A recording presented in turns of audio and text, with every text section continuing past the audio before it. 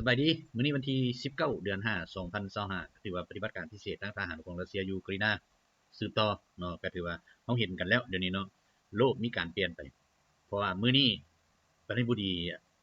โดนัลด์ทรัมป์ของอเมริกาได้ยกสายมาหาเนาะประธานาธิบดีปูติน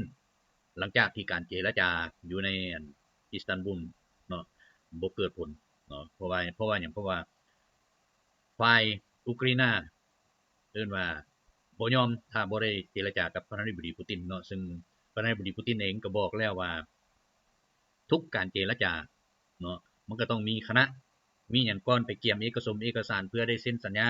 หรือว่าเซ็นบทบันทึกช่วยจำในการร่างสัญญาสันติภาพเนาะแต่ฝ่ายอุกราอินนี่โดยเซเลนสกีหันถูกเขาบีบบังคับบอกว่าต้องพบกับประธานาธิบดีปูตินเท่านั้นเนาะโดยที่วางแผนไว้อีกเด้สิสร้างกับดักใส่ประธานาธิบดีปูตินอยู่ในอิสตันบูลก็ถือว่ามันบ่เกิดเนาะบ่เกิดเพราะว่าประธานาธิบดีปูตินก็ฮู้แล้วว่าสิไปเจรจาหยังเนาะเพราะว่าเมื่อวานนี้เพิ่นก็ออกมาเว้าเองว่าเจรจาหยังกับเซเลนสกีเนาะเพราะว่าสิ่งทั้งหมดเซเลนสกีได้ขายประเทศชาติทั้งหมดให้แก้ไขโดยวอชิงตันลอนดอนและก็แบ็กแลงเนาะอันนี้ก็ถือว่าเห็นได้ชัดเจนว่าเซเลนสกีบ่มีความหมายหยังหมดในการจะเข้าโต๊ะเจรจาบ่มีฉะนั้นประธานาธิบดีปูตินนี่ว่าส่งที่ปรึกษาส่งห้องรัฐมนตรีกระทรวงการต่างประเทศส่งบรรดาคณะไปเจรจาก่อนเนาะเพื่อร่างสัญญาสันติภาพแต่เซเลนสกีเพิ่นเอิ้นว่าเป็นนักเลงเนาะเมายาเมาหยังนี่แหละบ่พอใจกันหนีเลยบ่เข้าร่วมกองประชุมซ้ำซึ่งเอโดกันก็บอกว่าอันนี้คือเด็กน้อยเนาะที่บ่มีแนวคิดบ่มีการวางแผนอนาคตของประเทศชาติบ่มีเฮ็ดตามใจตัวเองซึ่งสงครามที่มันเกิดอยู่ขึ้นคุมื้อนี่ก็ย้อนแนวคิดของเซเลนสกีกับคณะพรรคพวกเขานั่นแหละเนาะซึ่งนับมือนับประชาชนนับเบื่อหน่าย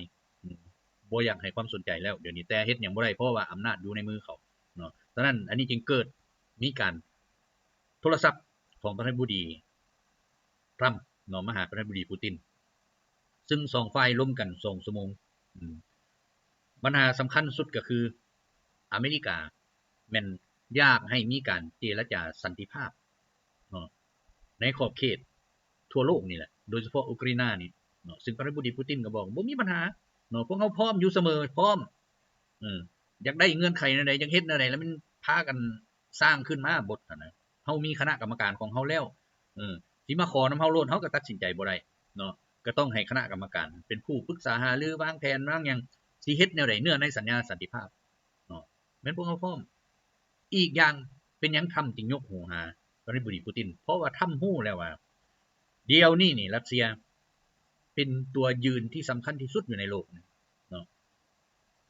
เพราะว่าหยังถ้าจีนกับรัสเซียร่วมมือกันเต็มรูปแบบอเมริกาตายเนาะฉะนั้นเมื่อก่อนหั่นเขาอยากทำลายจีนเขาก็ว่าสิร่วมมือรัสเซียแต่มื้อนี้ทำเห็นแล้วว่าคันร่วมมือรัสเซียพร้อมและจีนพร้อมอเมริกาอยู่รอดเนาะฉะนั้นอเมริกาก็เริ่มทิ่มอรบการโทรมาหาปูตินนี่นะเนื้อในก็บ่ได้มีหยังหลายดอกเนาะ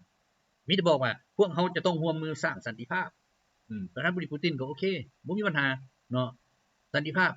มันมีหยังสันติภาพมันก็เว้าเรื่องการค้าขายเรื่องการเศรษฐกิจเรื่องการงอกการเงินหยังต่างๆเนาะซึ่งอเมริกาก็ว่าพวกเฮาพร้อมที่จะค้าขายกับรัสเซียเนาะซึ่งประธานาธิบดีปูตินก็บอกพวกเฮามีสินค้าจำนวนหลายเนาะถ้าว่าอยากค้าขายนำกันที่จะให้อเมริกาเนาะค้าขายอเมริกาทำก็โอเคบ่มีปัญหาเห็นบ่ฉะนั้นแล้วเดี๋ยวนี้นี่นะประธานาธิบดีปูตินก็เว้า2ความอเมริกาอยากเจรจาสันติภาพให้แก่อุกราอินอันนี้ล้มกันชัดเจนแล้วเนาะแต่อุกราอินผัดไปล้มกับยุโรปบ่ต้องการสันติภาพก็บ่ต้องการแหละเพราะว่าอยากสู้ต่อเนาะฉะนั้นทำมีปัญญาเว้ากับเซเลนสกีก็สุดแล้วเนาะหลังจากนั้นทำก็โทรไปหาเซเลนสกีล้มกัน2นาทีทิ่มโทรศัพท์ เห็นบ่ผู้นึง2ชั่วโมงผู้นึง2นาทีเขาเอิ้นว่าบ่มีเกียรติเลยเนาะถือว่าเป็นหมาหัวเน่าแหละเนาะทั้งขี้ยาทั้งเป็นประธานาธิบดีบ่ถูกต้องตามกฎหมายบ่ถูกตามกฎหมายระเบียบสากลอีกเนาะ เป็นหยังรัสเซียจึงว่าปฏิบัติการผ่านมาก็ย้อนว่าเออรบกับอเมริกาแหละเมื่อก่อนบ่เคยเอิ้นว่าเบิ่งสัญญาที่ตัวเองเซ็นไว้กับรัสเซียแต่สมัย1990 91 92ที่ว่าแตกกันมานี่เขาบ่เคยเบิ่งบ่เคยปฏิบัติตามเห็นบ่ถ้าว่ายังเฮ็ดแท้ๆต้องได้เฮ็ดละเอียดขึ้นหมดสงครามคู่มือนี่มันเกิดย้อนหยังย้อนว่าฝ่ายตะวันตกมันบ่ยอมเบิ่งสัญญาบ่เฮ็ดตามสัญญาเนาะขยายอิทธิพลไปภาคตะวันออกประเทศใดจะเข้า NATO จะเข้ายุโรปเก็บเอาเบิดซึ่งในสัญญาตัวนั้นแม่นห้ามแพร่ขยายแม้แต่ซัมติแมตรนึงก็บ่ให้แพร่ขยายแต่รัสเซียก็ยังว่าอดได้เนาะอดมาจนฮอด2022นี่เมื่อยอดแล้วก็บ่ายเจ้าโลดแล้วบาดนี้เนาะในเมื่อบ่ายแล้วเป็นจังได๋เบื้องต้นเขาก็บอกว่า6เดือนเท่านั้นรัสเซียนี่จะถูกยึดถูกแบ่งถูกแตกสลายจังต่างๆนานาของก็เว้าไปเนาะแต่ในที่สุดไปบ่รอดคันไปบ่รอดเป็นจังได๋บัดนี้อเมริกาเองมันก็ฮู้ว่ามันสิไปบ่รอดมันจำเป็นในยุคนี้มันทำเป็นประธานาธิบดีมันจำเป็นต้องได้โทรหาเพื่อให้หยังเพื่อให้เอาตัวเองรอดเนาะฉะนั้นบอกว่าให้ทิ่มยุโรปมันก็พร้อมที่จะทิ่มเนาะมันบ่เอายุโรปมันนะเพราะว่ายุโรปมันบ่ได้แม่นพันธมิตรของอเมริกามันเป็นศัตรูคือกันของอเมริกาเนาะเพียงแต่ว่าอเมริกาได้เปรียบกว่ายุโรปมีหยังแดบ่ได้มีหยัง 2-300 ปีมานี่มันปุ้นกินซิ่งกินเอิ้นว่าปุ้นสะดมชาติอื่นแหละเอาไปกินมามื้อนี้มันปุ้นบ่ได้เนาะปุ้นบ่ได้แล้วเพราะว่าโลกนี้เห็นการพัวพันที่เข้มแข็งแล้วพัวพันไผที่เข้มแข็งแล้วแม่นไผไปแล่นหาอเมริกาสิไปเซ็นสัญญาเดี๋ยวนี้มีแต่พวกอยากขายประเทศชาติเท่านั้นแหละที่จะไปเพราะว่าการพัฒนาของอเมริกามันพัฒนาแบบใดคือต้องเอาคนข่อยต้องเฮ็ดตามข่อยต้องเอาเงินข่อยแล้วทรัพยากรของเจ้าหั่นน่ะขุดคนมาโลด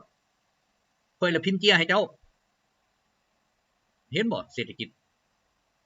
พิมพ์ให้มามื้อนึงมันบ่อยากเอาเงินคืนมันก็บอกว่าเงินจำนวนนั้นแต่ปีนั้นหาปีนั้นยกเลิกการนำใช้แล้วมันพิมพ์เงินให้อเมริกาฉบับนึงต่างหากอีกซึ่งเอาไปใช้อยู่บรรดาประเทศทั้งนอกใช้บ่ได้เนาะคืนกับเงินปลอมแต่ว่าเขาใช้อยู่ในอเมริกานี่เขาเฮ็ดเป็น2อย่างไหนเงินที่ส่งออกมีรหัสนึงอีกต่างหากเงินที่ใช้อยู่ในอเมริกามีรหัสนึงต่างหากซึ่งสิเอาเงินจำพวกอยู่ทางนอกนี่ไปจ่ายอยู่ในอเมริกาเป็นเงินสดไปมันก็บ่รับคือกันตู้มันก็บอกว่าเงินนี่บ่ได้บ่ถูกต้องนี่ใช้บ่ได้แต่พวกอเมริกาเอาเงินอเมริกาหันมาจ่ายอยู่ลาวนี่มันก็เข้าเครื่องบ่ผ่านคือกันเห็นบ่ฉะนั้นมันมี2อย่างฉะนั้นการชำระสะสางหยังต่างๆอยู่ภายนอกอเมริกาจึงเอาแต่ตัวเลขฉะนั้นมันก็ตั้งธนาคารขึ้นมาหากินนํตัวนี้อุตสาหกรรมสำคัญคือการพิมพ์เงินออกไปให้โลกใช้ประเทศใดก็อยากเอาไปใช้ก็ถือว่าเป็นแม่นขายทรัพยากรประเทศตัวเองแลกกับเกี้ยใบเดียวเนาะให้เข้าใจนั่นฉะนั้นการเก็บคำนี่นะไว้ในแต่ละประเทศมันจึงค่อยเกิดขึ้นฉะนั้นประเทศที่บ่มีความเข้มแข็งเก็บก็บ่ได้ถูกปุ้น มันจึงเอากำลังทหารเอาหยังต่างๆไปลงทุนมันให้นักลงทุนนี่ไปลงทุนแต่สุดท้ายมันก็เอาพวกองค์กรอิสระนั่นแหละบ่ขึ้นกับรัฐบาลเคลื่อนไหวให้มันโฆษณาเพื่อทำลายประเทศใดก็อย่าที่มีความเข้มแข็งบ่มีประชาธิปไตยเป็นประเทศเผด็จการเป็นประเทศเอิ้นว่าประชาชนทุกข์ยากแต่มันบ่เคยเว้าประเทศมันหั่นน่ะมีประชาชนทุกข์ยากมันบ่เคยเว้ามีแต่ผู้ที่เข้าไปเฮ็ดแล้วจึงมาเว้าเห็นบ่ความเป็นจริงแล้วอยู่ในประเทศเขาน่ะคนทุกข์ยากหลายกว่าหมู่ในโลกนอนสลัมก็มีนอนอยู่ไสก็มีบรรดาลูกน้องของประเทศมันก็คือกันประเทศเขาน่ะเว้าแต่ประเทศอื่นแต่สุดท้ายบ้านตัวเองสลัมมันคนเต็มแก้บ่ได้คันในเมื่อแก้บ่ได้เฮ็ดได้เอายาเสพติดไปขายพวกนั้นบังคับให้เขาเฮ็ดเวียกบังคับให้เขาออกเฮ็ดงานให้โดยที่เอายาเสพติดเป็นสิ่งค้ำประกันให้เขาผู้ใดฆ่าแข่งก็บ่ได้ถือว่าผู้ใดฆ่าแข่งถือว่าจบเลยองค์กรนั้นเนาะในประเทศนั้นต้องมีผู้เดียวฆ่าร่ำรวยผู้เดียว คือบอกกับอเมริกาคือองค์การ CIA ของเขาองค์การอย่างองค์การฆ่ายาเสพติดยนต์ที่ตกของ CIA มียาเสพติดทุกลำเลยเห็นบ่แล้วมันเป็นหยังเป็นนั้นก็ย้อนองค์กรเขาเอาตัวนี้ไปเฮ็ดเอาตัวนี้ไปเว้านำชาวโลกสิทธิมนุษย์ประชาธิปไตยคือการค้าขายยาเสพติดของเขา ปลูกยาเสพติดปลูกต้นซาต้นอย่างต่างๆอยู่บ้านเขาถือกฎหมายบัดประเทศอื่นปลูกบ่ได้เพราะมันจะเป็นคู่แข่งเห็นบ่ก็เลยมาสร้างกฎหมายเขาทิมเงินให้เนาะ3-4 ล้านดอลลาร์สร้างกฎหมายใหม่ปรับปรุงต้องเอาตัวนี้เข้ามาเป็นมาตรการที่1ปราบปรามยาเสพติดบัดเขาปากแท้มาถือคนตัวเองพัดว่าผิดสิทธิมนุษย์เห็นบ่ประเทศอันนั้นเอาไปมาผู้นำอยู่ในอาเซียนเท่านี้เห็นบ่เอาขึ้นศาลโลกย้อนปราบปรามพวกขบวนค้ายาเสพติดนี่มันเป็นอะไรล่ะเนาะก็ย้อนนั่นย้อนว่าไปขัดผลประโยชน์ของไปทำลายผลประโยชน์ของเขาคนเขาเฮ็ดอยู่หั่นเนาะฉะนั้นไผก็ตามนะปราบยาเสพติดนี่คันไปปราบเอาไปมาถึกองค์กรของอเมริกานี่ยกขึ้นเป็นปัญหาสิทธิมนุษย์และเผด็จการกลายเป็นประเทศเผด็จการเป็นนั่นฉะนั้นแล้วเป็นยังเขาจริงอยากทำลายเกาหลีเหนือเมื่อก่อนก็ย้อนเขายังเฮ็ดนั่นธรรมชาติทรัพยากรธรรมชาติของเกาหลีเหนือต้องเป็นของเขาพยายามเฮ็ดพยายามอันนั้นแต่ว่าคนเกาหลีเหนือบ่เชื่อง่ายๆเขาเคยเจอมาแล้วมันก็มี 2-3 คนที่อยู่หั่นขึ้นมามีตำแหน่งแล้วก็อยากเฮ็ดอะไรจังได๋บัดเขาสิจับมาโตนนี้ได้ไปแล้วไปโฆษณาเกาหลีเหนือนี่ทุกข์ยากจังซั่นจังซี่เฮ็ดหยังนั้นนี่ประชาชนบ่มีอยู่มีกินประเทศชาติล้าหลังเขาขึ้นฮอดดาวเทียมได้น่ะมันล้าหลังอยู่บ่ใดวะประเทศที่มันยังเฮ็ดหยังบ่เป็นนี่นะซื้อแต่ของเขานี่นะมันว่ามันเจริญมันก้าวหน้าพวกประชาอยู่เย็นเป็นสุขมันสลัมเต็มบ้านเต็มเมืองอยู่ก้องขัวได้อันบ่มีสลัมเห็นบ่แต่เขาโฆษณาประเทศอื่นนี่เขาเว้าสุดขีดเลยเอาไปสุดขีดเห็นบ่ฉะนั้นเดี๋ยวนี้มหาอำนาจเองมันสิตายอเมริกามันสิตายเองฉะนั้นมันจึงบอกว่าคันอยากรักษามหาอำนาจของมันคือเก่ามันต้องเข้ามาหาจีนกับรัสเซียเห็นบ่มาตรการความบาดกับจีนวางทำลายจีนยกภาษียกอีหยังขึ้นสุดท้ายมาทำลายตัวเองคันในเมื่อทำลายตัวเองเป็นอะไรบัดนี้บ่ได้จีนก็บ่เว้าหยังมึงเฮ็ดโลดมึงมีปัญญามึงเฮ็ดโลดสุดท้ายไปบ่รอดนี่นั่นแหละเกี่ยวกลับคืนมาคอหัวไม้หัวมือซะเด้คอหัวไม้หัวมือโอเคบ่เป็นหยังหัวไม้หัวมือก็เลยเนาะมันก็ต้องเว้าด้วยความจริงใจแต่ว่าอย่ามาซ่อนแผนทำลายเขาเท่านั้นฉะนั้นอเมริกาเดี๋ยวนี้มันก็บ่เว้าอีกแล้วสิทธิมนุษย์ประชาธิปไตยมันบ่เว้าแล้วเดี๋ยวนี้เพราะหัวมันเองก็บ่มีสิทธิมนุษย์บ่มีประชาธิปไตยคือกันมันหาไปเว้าแต่ผู้อื่น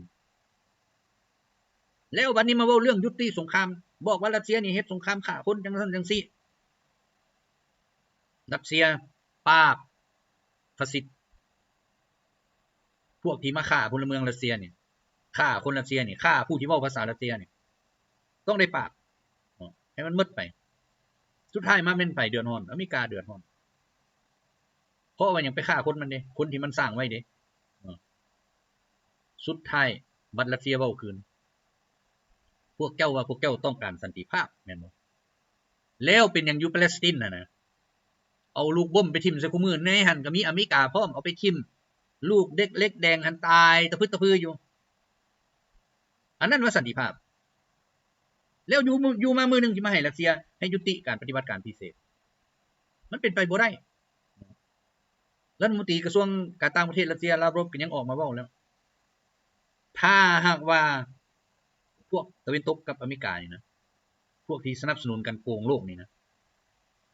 หากปฏิบัติตามสัญญาที่เซ็นกับรัสเซียในมือที่อดีตสหภาพโซเวียตแตกสลาย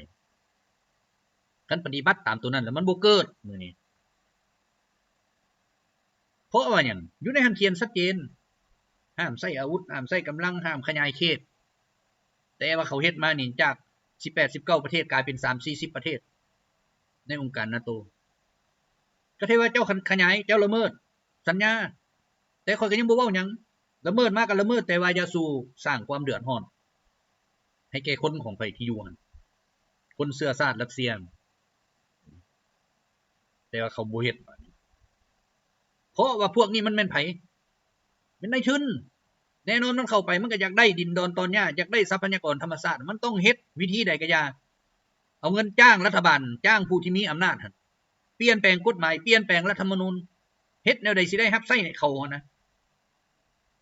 โย่ผู้บ่เคยได้เงิน10ล้าน20ล้านดอลลาร์เนาะเขาเอามาโยนให้โอ้ต้องไปหาผู้นั้นอีกได้ต้องไปหาผู้นี้มันไปเบิดสุคนมันเข้าได้เบิดสุคนขอแต่มันมีเงินมันโยนให้สักจัก2-300ล้านดอลลาร์เนี่ยเอาเปลี่ยนรัฐธรรมนูญนี่จะพากันเปลี่ยนเฮ็ดได้ซั่นน่ะในเมื่อตัวเองครับมีอำนาจอยู่ในนั้นผู้ใดคัดค้านก็ถือว่าผู้นั้นขัดขวางปฏิการก็เท่านั้นฉะนั้นแหละมันก็พยายามเฮ็ดแนวใดก็อย่าในโลกตะวันออกนะป้อนเงินเข้าไปสร้างเข้าไปหมดจักพันล้าน5-6,000 ล้านประสบผลสำเร็จบ่ประสบผลสำเร็จเพราะมันยึดได้หมดบรรดาประเทศที่มันนั่นจ่ายเงินให้มันยึดได้หมดบ่ว่าประเทศใดก็ตามฉะนั้นประเทศใดก็อย่าถ้าว่าประชาชนเลือกมาแล้วบ่เฮ็ดตามที่มันเว้าก็มีปัญหาเห็นบ่นายกสโลวีเนียก็ถูกยิงก็ย้อนหยังก็ย้อนว่าบ่ไปตามเขาบ่เฮ็ดตามเขาฉะนั้นแหละผู้ที่เก่งกล้าสามารถผู้ที่บ่ย้านต่ออิทธิพลของพวกเขานี่ก็อยากอยู่ยากคือออร์บานนี่คือกันนี่บ่ไปตามเขาออร์บานว่าประเทศข่อยมีเอกราชมีอธิปไตยครบถ้วนฉะนั้นข่อยเฮ็ดตามข่อยแต่ข่อยบ่ได้ละเมิดสัญญาที่ไว้กับยุโรปไว้กับ NATO เพื่อความสมบูรณ์พูนสุขเพื่อสันติภาพข่อยจะเฮ็ดไปตามเส้นตัวนั้นนี่มันพอใจบ่บ่พอใจแต่ว่ามื้อนี้มันเป็นหยังมันจึงค่อยเริ่มอ่อนแอลงย้อนว่าอเมริกาเองควบคุมเขาบ่ได้แล้วเพราะอเมริกาก็อ่อนแอเดี๋ยวนี้คันเว้าเรื่องอาวุธทุกอย่างในโลกอันนี้เดี๋ยวนี้บ่มีไผเหนือรัสเซียฉะนั้นเขาฮู้แล้วเขาเห็นแล้วส่งหยังมามันก็บ่เหลือแล้วเขาก็เลยอ่อนยอมอ่อนยอมแต่เขามีแผนบ่ประเทศเขาระยะยาวหั่นน่ะที่ว่าเฮ็ดไว้เพื่อสันติภาพบ่มีผู้ใดขึ้นมามันก็เปลี่ยนผู้ใดขึ้นมามันก็เปลี่ยนตามใจตัวเองตามใจกลุ่มก้อนตัวเองเนาะหาเสียงแนวนึงเฮ็ดแนวนึงเนาะกลุ่มใดบ่เข้ากับกลุ่มมันก็ถือว่าจัดการให้มันพังทลายไปเลยให้มันดับสูญไปเลยแต่สิ่งที่มันจัดการบ่ได้คือประชาชนในเมื่อประชาชนอยู่อันบ่เป็นสุขแล้วก็แน่นอนการต่อต้านมันเกิด 1,000% โลดมันจะเป็นแนวนั้นเนาะฉะนั้นแหละเป็นอย่างมื้อนี้โลกมันมีการเปลี่ยนแปลงมาแล้วเดี๋ยวนี้อเมริกามันเห็นสภาพตัวเองแล้วฉะนั้นทรัมป์มันจึงมาคิดว่ามีแต่ร่วมมือกับ2มหาอำนาจนี้เท่านั้นสิไปร่วมมือกับอังกฤษกับฝรั่งคือแต่เก่าเป็นไปบ่ได้แล้วเพราะว่า2มหาอำนาจนั้นน่ะมันบ่ทอนกับเกาหลีเหนือซ้ํบ่ทอเนาะสิเว้าเรื่องเทคนิควิทยาศาสตร์เว้าเรื่องกันความเป็นอยู่ของประชาชนเว้าเรื่องกฎระเบียบวินัยหยังต่างๆเบิดแล้ว2ประเทศนั้นเบิดแล้วฝรั่งก็คือให้ยาเสพติดคุ้มครองอยู่ผู้ที่ติดยาเสพติดขึ้นมาปกครองได้ก็ถือว่าประเทศนั้นบ่มีระเบียบหลักการแล้วบ่มีแล้วอังกฤษคือกันโมโหยองไปกับยาเสพติดเขามาเป็นหยังเขายังมาพบกับเซเลนสกี้ก็เพราะเซเลนสกี้นี่ฆ่ายาเสพติดให้พวกนี้เพื่อหาเงินแล้วเป็นบ่อนที่สร้างงบประมาณให้กับบรรดาประเทศต่างๆหั่นเอาเงินมาใช้สวยและปั่นกันซึ่งในบทเพิ่นว่าเงินช่วยเหลือการพัฒนาเศรษฐกิจต่างๆอยู่ในอุกราอินงามคำว่าแต่สุดท้ายนั้นมันบ่แม่นเงินช่วยเหลือเงินเอามาปั่นกันและเอามาเคลื่อนไหวบรรดาประเทศอ้อมข้างผู้ใดเอาไปได้สำใดไปเฮ็ดเคลื่อนไหวแนวใดก็เคลื่อนไหวให้ม้างทลายความอยู่เย็นเป็นสุขของประชาชนให้เกิดความสับสนให้เกิดการแก้งแย่งสิ่งดีสิ่งเด่นในเมื่อเกิดการแก้งแย่งสิ่งดีสิ่งเด่นแน่นอนประเทศนั้นจะบ่มีความสุขบ่มีความสงบถ้าหากผู้นำพากันโกงพากันกินแบบนั้นใช้อำนาจบาดใหญ่ป้าปรามบรรดาผู้ที่มีความคิดเห็นแตกต่างผู้ที่บ่ลงรอยตัวเองผู้ที่นำเสนอปัญหาของสังคมเพื่อให้ตัวเองปรับปรุงเปลี่ยนแปลงแล้วไปป้าปรามเขาถือว่าประเทศนั้นจะบ่มีความสงบเพราะว่าหยังทหารมันก็บ่เฮ็ดคันมันบ่ได้เงินเนาะมันกลายเป็นทหารรับจ้างเอ้าเจ้าเฮ็ดเจ้าอันนั้นเจ้าได้เงินได้คำมันค่อยสิไปตายให้เจ้านี่นะเกียรติศักดิ์ศรีของเขาบ่ได้ตายย้อนเกียรติบัดนี้เขาตายย้อนเงินเห็นบ่เพราะว่าเอาเงินโยนให้มันก็เอาเลยนะไปบางคนมันก็ได้เงินมันสลาดมันหนีมันฆ่านายมันทันทิ่มแล้วก็หนีหายโตเลยไปอยู่บนไม้เปลี่ยนชื่อเปลี่ยนเสียงเขาเฮ็ดกันนั่นคุมื้อจิตใจรักชาติเขาบ่ได้มีถามแหม ถามคนอังกฤษถามคนฝรั่งว่าเขารักชาติบ่อย่าไปคิดเขาบ่ตอบดอกว่าเขารักชาติบ่ได้มีอยู่มีกินมีเงินมีคำใช้จ่ายเหลือเฟือเขาไปอยู่หั่นเดี๋ยวนี้พวกรักชาติอยู่ในฝรั่งอังกฤษอะไรมันพวกที่อพยพไปอยู่หั่นเนาะเขาบ่อยากกลับคืนบ้านเขาก็ว่าเขารักชาตินะได้พาสปอร์ตมาก็แห่งดีรักชาติก็คือพวกเฮ็ดมาแล้วไปอยู่อเมริกาบางคนได้สัญชาติแล้วก็ฮักอเมริกา แล้วก็มาเว้าขี้โม้เดี๋ยวนี้เขาส่งมานะผู้บ่ได้บัตรบ่ได้เบอร์หยังเขาส่งมานะสิตายเอาบัดนี้แหน่นั่นแหละประชาธิปไตยนะในเมื่อเขาบ่อยากเอาเขาก็ทิ่มเขาก็เตะหนีเนาะเดี๋ยวนี้เห็นบ่เมื่อก่อนนี่ปัญหาต่างๆอยู่ในโลกอันนี้นะอเมริกาไปบังคับประเทศนั้นประเทศนี้คือวังนึงนี่ก็บอกว่าจะไปเจรจากับอิหร่านเว้าเรื่องปัญหานิวเคลียร์อิหร่านก็ตอบทันทีเลยเนาะเจรจาได้ล้มได้แต่เจ้าต้องเขียนมาก่อนเดี๋ยวนี้เจ้าอยากเว้าหยังปัญหาหยังเจ้าอยากมาพัฒนาก็ได้แต่เจ้าต้องเขียนรายละเอียดมาให้ค่อยคันสิมาเจรจาแบบเอาข้อบังคับของเจ้ามาเว้าว่าให้ค่อยบ่มีน่ะมันเป็นไปบ่ได้ในเมื่อข่อยบ่มีเจ้าก็ต้องบ่มีอันนี้ข่อยเฮ็ดได้แล้วข่อยมีแล้วเพิ่นว่าบ่ให้ข่อยมีผิดกฎหมายสากลมันผิดอเมริกามันก็ผิดอยู่แล้วคันสิเว้าตามอันนั้นตัวเองสร้างหลักการขึ้นมาแม่นบ่เพิ่นว่าอยากให้หมู่บ่ให้มีตัวเองมีหัวลบนิวเคลียร์ก็บ่อยากให้เขามีแล้วมันสิเป็นจังได๋เพราะว่าเขามีปัญญาเฮ็ดข่อยก็เฮ็ดได้ข่อยก็เฮ็ดตัวต่อรองก็ต่อรองตัวเดี๋ยวนี้เนาะมันสิเป็นหยังแต่ว่าเป้าหมายของข่อยคือสร้างปรมาณูเพื่อสันติภาพคือเกาหลีเหนือเขาก็เฮ็ดแล้วเขาไปยิงไผเขาไปทิ่มใส่ไผบ่ได้ไปทิ่มใส่ไผเบิดเพราะเขาเฮ็ดเพื่อสันติภาพมีแต่อเมริกาประเทศเดียวในโลกนี้ไปทิ่มใส่ญี่ปุ่นทิ่มใส่ไผทิ่มใส่พลเรือนผู้ที่มีสันติภาพอยู่แล้วจะไปฆ่าเขาทิ่มสร้างลูกบ่มเนี่ยไปทิ่มใส่ไผทิ่มใส่ชาวปาเลสไตน์ผู้บ่ฮู้อีโหนอีนี่หยังเป็นนั่นสันติภาพเขาได้หั่นเห็นบ่อยากเจรจาสันติภาพตัวเองพันเฮ็ดแบบบ่มีสันติภาพฉะนั้นประธานาธิบดีปูตินในเมื่อล้มสายประธานาธิบดีปูตินก็เว้าพวกเฮาพร้อมแล้วเว้าเรื่องสันติภาพพวกเฮาพร้อมแล้วมันคาในเบื้องทั้งนั้นแหละตะวันตกนั่นแหละก็คือเห็นนํกันเซเลนสกี้ก็บ่ต้องการเห็นบ่และมันก็เคยประกาศมาแล้วอุกราอินาจะบ่มีวันเจรจาเห็นบ่มามื้อนี้มันลืมมาแล้วเพราะว่าผงขาวอยู่ในหัวมันนั่นเปลี่ยนสมองมันแล้วมันลืมมาแล้วคำเว้ามันนั่นมันจนเซ็นไว้อยู่ในสภาของอุกราอินาห้ามเด็ดขาดบ่ให้เจรจากับรัสเซียนี่มีประเทศใดเฮ็ดนั่นก็มีแต่เซเลนสกี้เซ็นบังคับให้สภาบอกว่าต้องเฮ็ดแนวนี้ห้ามเจรจาเด็ดขาดอันนี้เนาะเฮาเห็นนํกันแล้วว่าตะวันตกแม่นบ่อยากได้สันติภาพแม่นบ่อยากได้เนาะเพราะว่าเห็นเซเลนสกี้เขียนนั้นแล้วเซ็นนั้นแล้วมามือนึงเห็นตัวเองสิปราศัยบอกเซเลนสกี้ว่าให้เจรจาหยุดยิงเพื่อสันติภาพรัสเซียก็บอกแล้วเด้เรื่องหยุดยิงนี่ค่อยหยุดได้แต่ว่าเจ้าต้องปฏิบัติการเจรจาก็แบบบ่มีเงื่อนไขก็บ่เป็นหยังถ้าว่าจริงใจเห็นบ่ในเมื่อรัสเซียเว้านั้นพัดตัวเองพัดแข็งคอขึ้นอีกฝรั่งก็พอฝรั่งพวกเฮาสิเอาปรมาณูไปให้ยายให้ความคิดของคนเมาหยามันเป็นแนวนี้มือนึงเว้าอันนึงมือนึงเว้าอันนึงมือนึงเว้าอันนึงบ่ได้อยู่จุดเดิมรัสเซียเขาสังเกตคือกันบรรดาผู้นำต่างๆบางเทื่อนี่รัสเซียเชิญก็บ่ไปอ้างเนาะจังซั่นจังซี่เวียกงานอันนี้ต้องรัสเซียต้องเฮ็ดแนวนี้ค่อยจึงจะไปนะมันเป็นหยังมันบ่ไปก็ย้อนว่าแนวคิดมันบ่อยากเฮ็ดกับรัสเซียเนาะบ่อยากเจรจาบ่อยากเว้าเรื่องใดหมดเพราะว่าคันการไปเจรจากับรัสเซียแล้วเว้า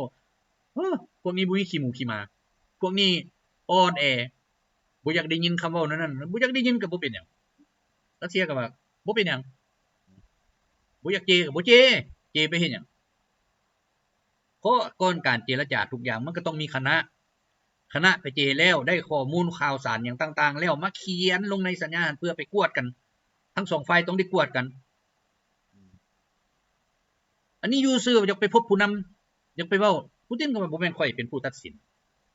มันก็มีคณะของมันมีผู้เฮ็ดเวียกของมันเนาะ ในเมื่อเฮ็ดเวียกแล้วเอามาเสนอแล้วโอ้ค่อยเบิ่งแล้วมันถูกต้องรัฐธรรมนูญของรัสเซียก็บ่ผิดกฎหมายรัสเซียก็บ่ผิดข้อตกลงหยังต่างๆระหว่างชาติก็บ่ผิดค่อยก็มาเห็นดีก็เท่านั้นก็แล้วก็มาเซ็นกันอันนี้อยู่ซื่อบ่มีหยังมีที่ขี้ในท้องนี่ไปเจรจามันก็โพดฉะนั้นทำคือกันโทรมาก็บอกรัสเซียก็บอกก็เบิ่งคืนถ้าว่ายังเฮ็ดคือเก่าน่ะเซ็นสัญญาเจรจาสันติภาพแล้วยังบ่ปฏิบัติคือเก่าแล้วบ่ต้องเจรจาคันอยากเฮ็ดมันก็ต้องได้เบิ่งคืนเบิดแล้วรับรู้ว่าตัวเองผิดตัวใดแล้วควรเฮ็ดอันใดคืนสิยกเลิกตัวนั้นบ่คันว่าเฮ็ดไปได้ก็ยกเลิกก็ดีประเทศที่เคยเข้า NATO กันไล่ออกประเทศที่เคยเข้ายุโรปจากอดีตสหภาพโซเวียตบ่ได้เข้าไล่ออกปฏิบัติสัญญาเดิมเด้เห็นบ่ท่านบ่ปฏิบัติตัวนั้นแหละตัวใหม่คันว่าเฮ็ดคือเก่ามันก็เป็นคือเก่าฉะนั้นมันก็ต้องได้เบิ่งคืนแม่นรัสเซียมีความต้องการในการฆ่ากับอเมริกาก็ต้องการคือกันเพราะว่าหลายอย่างที่อเมริกายังเอานำรัสเซียอยู่คู่มือนี้ทั้งที่ความบาดก็ที่ปูตินเคยเว้าเนาะตอนนักข่าวตอนอย่างต่างๆแถลงข่าวอย่างต่างๆอเมริกาซื้ออุรานที่ไปเฮ็ดพลังงานไฟฟ้าปรมาณูอยู่ในอเมริกาฮอดคู่มือนี้ยังซื้ออยู่และรัสเซียก็ส่งให้เพราะว่าฮู้แล้วว่าอเมริกาเอาไปก็เฮ็ดหยังบ่เป็นนอกจากไปเฮ็ดพลังงานไฟฟ้า เมื่อก่อนรัสเซียมีอุตสาหกรรมน้อยเป็นบริษัทลูกของรอสอะตอมอยู่ในอเมริกาที่ผลิตตัวนี้ให้อเมริกาเพื่อเอาไปใช้ในพลังงานไฟฟ้าแต่เมื่อมันมีการความบาดมีหยังรัสเซียก็ถอนตัวคายทิ่มสุดท้ายอเมริกาเข้าไปคุ้มครองมันก็เฮ็ดหยังบ่เป็นมันสิเอาหยังไปเฮ็ดเครื่องมีบางอันรัสเซียก็ทอดทิ่มเนาะแนวมันสำคัญขายผู้บ่ฮู้ก็บ่เป็นหยังเครื่องมันอยู่นี่มันเฮ็ดหยังบ่ได้เฮาเอามาเฮ็ดต่อสุดท้ายเอาไปก็บ่เกิดบ่เงยหยังเท่าคู่มือนี่ก็ยังได้ซื้ออุรานที่ปรุงสำเร็จรูปแล้วเอาไปใช้เพื่อพลังงานไฟฟ้าของอเมริกายังซื้อเท่าคู่มือนี่ใครบ่เชื่อไปถามทรัมป์ก็ได้ ฉะนั้นอเมริกาเริ่มคิดออกแล้วฉะนั้นทิมยุโรปแล้วมาร่วมมือกับ2มหาอำนาจอเมริการัสเซียจีนถือว่าในโลกนี้จบเลยบ่จำเป็นอีกมหาอำนาจ2ประเทศฝรั่งกับอังกฤษบ่จำเป็นอีกเพราะมันเป็นมหาอำนาจที่บ่มีอำนาจแล้วเดี๋ยวนี้ฉะนั้นอเมริกาตัดขาดพวกนี้ได้ก็ถือว่าจบเลยยุโรปมีหยังบ่มีหยังปุ้นหมู่มากินนั่น 2-300 ปีแล้วบ่มีหยังแต่ว่าเขาเป็นหยังเขาเอาสมาชิกเข้ามาก็ย้อนว่าอยากปุ้นบรรดาประเทศที่เข้าเป็นสมาชิกนั่นแหละปุ้นแล้วมันปากบ่ออกมันเป็นลูกน้องเขาฉะนั้นเขาก็เฮ็ดนั่นเดี๋ยวนี้เฮ็ดได้เขาสิมีอยู่มีกินเฮ็ดได้เขาสิสนุกเที่ยวสนุกลิ้นสนุกหยังเขาก็พิมพ์เกี่ยวออกมาจ่ายให้พวกนั้นแล้วเขาก็เอาของแท้ทรัพยากรแท้กินได้อยู่ได้จับบายได้เอาไปให้คนตัวเองมันก็เกิดดีนั่นสนุกว่าสร้างขึ้นมาบรรดากฎหมายยุโรปมันสร้างขึ้นมาบรรดาข้อบังคับต่างๆเฮ็ดให้ชาวยุโรปเป็นขี้ข้าฮอดคู่มือนี่บ่ได้มีอิสระเดี๋ยวนี้ชาวเยอรมันหลายคนยังเว้าสมัยที่โซเวียตอยู่เยอรมันตะวันออกประชาชนอยู่เย็นเป็นสุขประชาชนสนุกสุขสบายเรียนจบมามีเวียกเฮ็ดงานทำนี่มีเงินเดือนกินมีหยังกินแต่ว่าหลังจากที่ได้ประชาธิปไตยได้สิทธิมนุษย์เข้ามาแล้วชาวเยอรมันตะวันออกทุกเดี๋ยวนี้ทุกบ่คือตะกี้เนาะซ้ำบ่พอเดี๋ยวนี้ครับเอาบรรดาพวกอพยพเข้ามากลายเป็นตัวป่วนเฮ็ดให้สังคมนี่มีความสับสนมีความวุ่นวายบ่คือตะกี้แหน่เขาก็เว้าแล้วดิเขามาฮอดเมืองลาวเขาว่าเมืองลาวนี่ยังมีความสงบกว่านี่มีความมันถือว่ามีความสงบกว่าเขาหั่นยากเด้เดี๋ยวนี้เด้ค่ำคืนมานี่ออกเฮือนออกซ่านนี่ถือกันพวกอพยพปุ้นจี้ดีบ่ดีเข้าไปในเฮือนพุ่นปุ้นกันอยู่ในเฮือนพุ่นตำรวจก็เฮ็ดหยังบ่ได้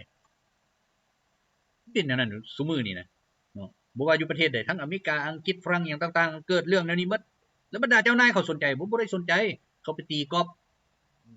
นั่งเอาเงินเปอร์เซ็นต์นับเอาเงินเปอร์เซ็นต์ประชาชนเป็นตายเนื้อได้ย่าหัวมัน เขาเห็นแล้วนี่คือเซเลนสกี้คือกันแหละบีบบังคับเอาว่าซนหันไปเป็นนั่นคนตายแทนสาวหนุ่มวัยหนุ่มอย่างต่างๆไล่จับเอาเบิดไปตาย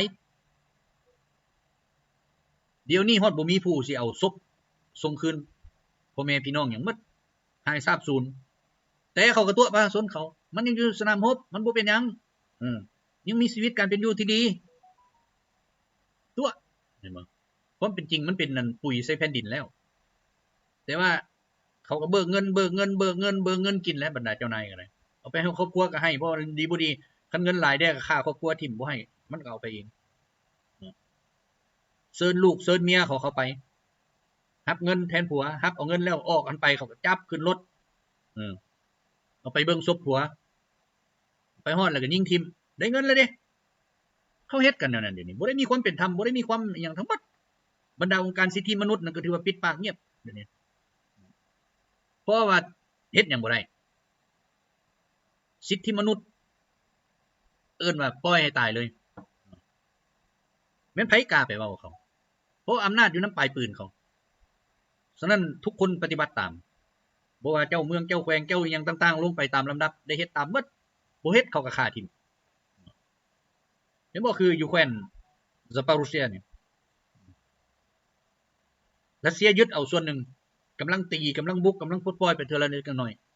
ฉะนั้นผู้ที่มีอำนาจอยู่ในอันคงเขตนั่นของอุกราเก่าถ้าบ่เคลื่อนไหวต่อต้านเขาเป็นยิงทิ่มคือกันฉะนั้นไผก็ได้เฮ็ดไปถึกรัสเซียฆ่าก็ตายคันบ่เฮ็ดก็ตายเพราะพวกนี้มันบ่ฉลาดมันบ่ฮู้ว่าสิไปไสบ่มีทางเดินคันไปเบื้องรัสเซียก็สิหารัสเซียก็สิหาว่าแม่นพวกอันมาสืบข่าวมาสืบหยังเพราะว่าเจ้าเคยเฮ็ดเวียกให้การจะตั้งของอุกราอีเห็นบ่ต้องได้เอาไปผ่านการสืบสวนสอบสวนหยังต่างๆนานาแล้วก็เบิ่งพฤติกรรมของเจ้าสุดท้ายมาเดี๋ยวนี้ประชาชนหันบ่ฮู้จักสิเฮ็ดบ่ฮู้จักสิเฮ็ดเพราะว่าสู้ก็ตายบ่สู้ก็ตายเดี๋ยวนี้ปลายปืนเขาจี้หัวอยู่นี่เจ้าต้องได้สู้บัดนี้คันสู้แล้วมันบ่มีไผที่คิดออกว่าสู้กับรัฐบาลตัวเองมันสิบ่ดีกว่าเขาเอาปืนให้แหละเห็นบ่ในเมื่อเขามอบปืนให้ฮู้ว่ามันบ่เป็นธรรมแล้วก็จำเป็นฉะนั้นคนส่วนหลายเดี๋ยวนี้ทหารอุกราอีนี่หลายพันได้ปืนแล้วพากันเปลี่ยนข้างมาอยู่ข้างรัสเซียหลายคนเนี่ยบางกองพันนี่ไปเบิดกองพันเลยมีแต่เขาคัดย้อนเอาผู้ใดมันบ่นั้นยิงทิ่มแล้วไปเบิดฉะนั้นอันนี้แหละคือการต่อสู้การเลือกอันใดเป็นธรรมอันใดบ่เป็นธรรมฉะนั้นเดี๋ยวนี้มาเว้าเรื่องการแลกเปลี่ยนศพคนตายคิดเบิ่งมั้ย27ต่อ 1,000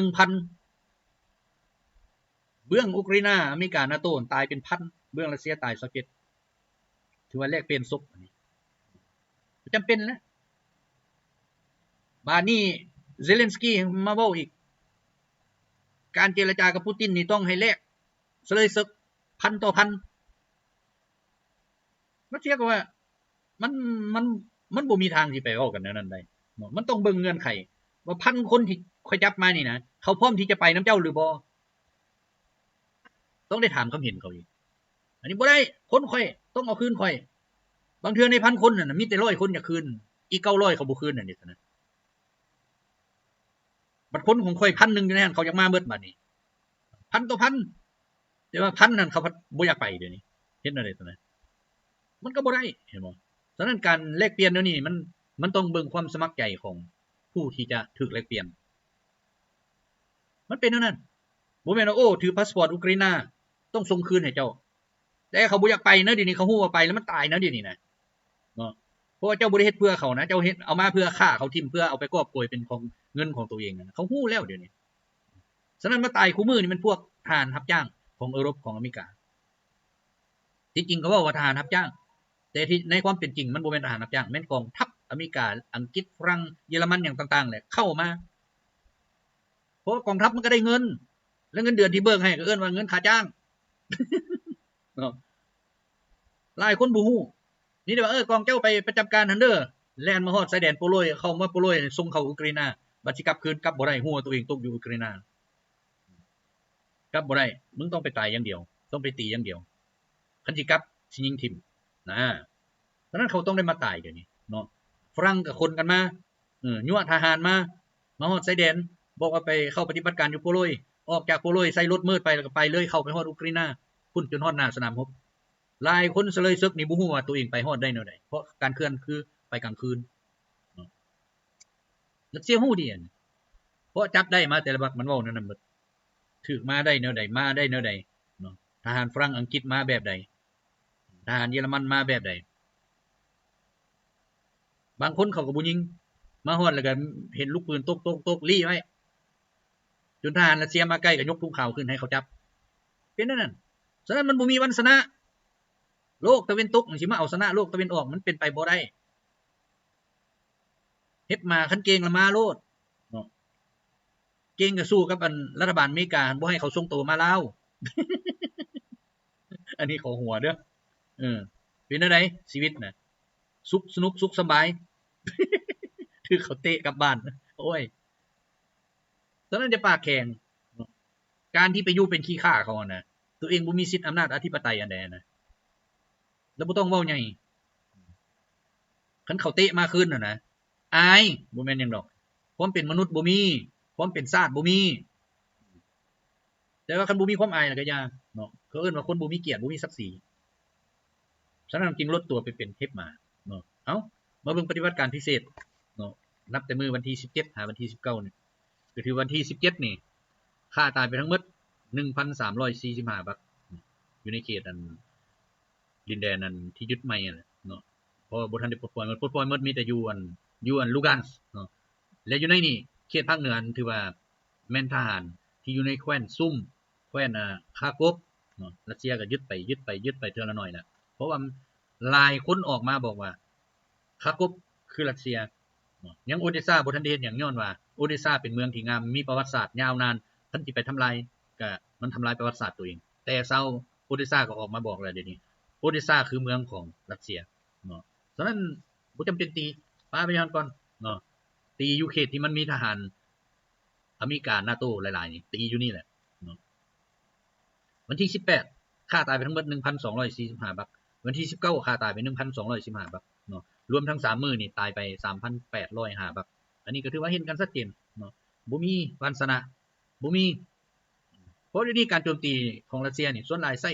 ยบคปืนใหญ่เนาะแล้วก็ลูกจรวดหยังต่างๆลูกยาวหั่นมันไปทำลายบรรดาจุดสำคัญทางด้านการทหารเดี๋ยวนี้ทำลายฮอดบ่อุปโภคบริโภคเนาะบ่อนที่พระราชการต่างๆอย่างคุ้มครองอยู่นั่นทำลายใช้ยบคกีรันนี่ถึงซึ่งมันนั่นไปได้ 2,000 กิโลนี่เอาตัวนี้ปล่อยไปบ่มีหยังปกป้องมันได้เนาะราดาร์ก็จับบ่ได้มันเป็นพลาสติก มีเล็กน้อยเดียวนึงอยู่ในนั้นที่ว่ามันบินไปเนาะไปฮอดมันโยนตุ้มเข้าไปจบตามดีเข้าไปบนสั่งน้ำมันครั้งระเบิดครั้งหยังมันระเบิดบ่แม่นง่ายฉะนั้นเขาถอนโฮมบ่ได้เดี๋ยวนี้สิไปเอาอาวุธไปไว้อยู่ไสไว้บนเดียวกันพอถึกทำลายมันพันหมดก็เลยเฮ็ดไว้กระแจกระจายคันกระแจกระจายเป็นจังได๋รัสเซียยึดไปก็ได้อาวุธพวกนั้นมาเทคนิคหยังต่างๆก็ได้มาซั่นบ่พอเดี๋ยวนี้ยนต์เพิ่นน่ะเอามาจอดอยู่เดินรัสเซียก็ทำลาย F16 มันถือว่าบ่มีความหมายหยังหมดสำหรับการสู้รบบ่มี